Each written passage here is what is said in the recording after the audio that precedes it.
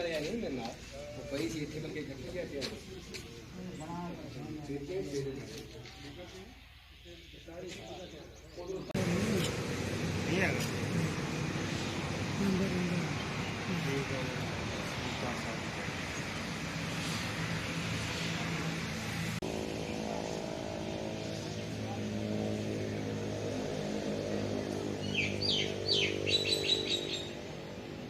पंद्रह चौक 60 हो गए ना 16 एक लाइन लंबा तो 16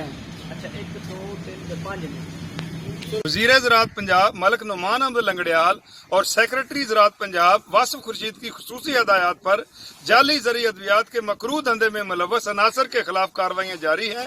इस सिलसिला में पेस्ट वार्निंग मुल्तान की टीम ने doctor Mohammad Aslam director pest warning की सरबराही में मखदूम रशीद के इलाका चेटरपई में एक डेरा पर कामयाब छापा मारकर लाखों रुपए मालियत की जाली दानेदार जहर मोनोमियापो बरामद कर ली है और मुलजमान के खिलाफ FIR के इंदराज के लिए थाना मखदूम रशीद में इस्तगासा जमा करा दिया गया है।